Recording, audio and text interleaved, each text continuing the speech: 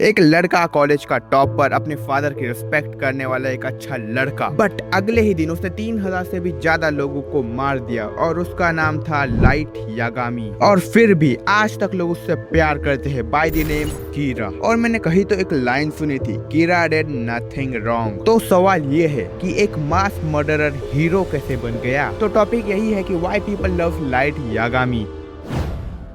तो चलो शुरुआत से समझते हैं। डेथ नोट की शुरुआत होती है एक फ्रस्ट्रेशन के साथ, जहां लाइट देखता है क्रिमिनल्स बेल लेके आजाद हो जाते हैं, सबूत होने के बावजूद भी बच जाते हैं, और लाइट सोचता है ये दुनिया सड़ चुकी है। और जब उसको डेथ नोट मिलती है तब वो पहला नाम किसी रैंडम इंसान का नहीं लिखता, वो एक क्रिमिनल का नाम लिखता है जिसने ऑलरेडी लोगों के साथ गलत किया है। और यही वो पहला मोमेंट है जब ऑडियंस लाइट की तरफ चली जाती है, ये सोचते हुए कि लाइट ने कुछ गलत थोड़े किया। और ये है जस्टिफिकेशन ट्रिक। राइटर्स ने जानबूझ के स्टार्टिंग में लाइट को एक्सेप्टेबल दिखाया, उसके किल्स को एक्सेप्टेबल दिखाया, ताकि हम उससे इमोशनली कनेक्ट हो जाए उसकी असलियत सामने आने से पहले।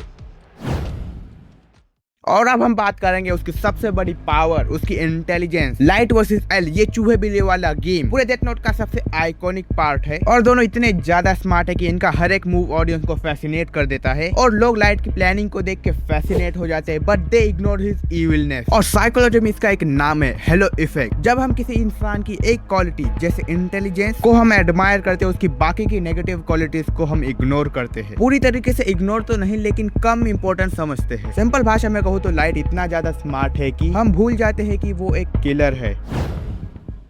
और अब तीसरा रीजन, पावर फैंटेसी। कभी ना कभी मैंने, तुमने, हर इंसान ने सोचा है कि अगर मुझे इतनी पावर मिल जाती तो मैं दुनिया बदल देता, करप्शन खत्म कर देता और क्रिमिनल्स को सजा देता। और डेथ नोट इसी फैंटेसी को परफेक्टली फुलफिल करता है, जहां लाइट एक नॉर्मल स्टूडेंट, एकदम हमारे जैसा, जिसे अचानक से ही एक गॉड लेवल पावर मिल जाती है, और इसीलिए लोग कहते हैं काश लाइट रियल लाइफ में होता। और जब लोग लाइट के बारे में कहते हैं तब वो लाइट के बारे में नहीं कहते, वो उसकी पावर के बारे में कहते हैं, उसके कंट्रोल के बारे में कहते हैं, उसकी दुनिया के बारे में कहते हैं, उसकी दुनिया में गलत करने वालों के साथ जो होता है उसके बारे में कहते हैं। ये एक जेन्युइन फ्रस्ट्रेशन है जो कि रियल वर्ल्ड से आती है, और डेथ नोट इसको परफेक्टली फुलफिल करता है। या फिर मैं ये कहूँ कि लाइट यागामी इसको परफेक्टली फुलफिल करता है, ऑब्वियसली विद डेथ नोट।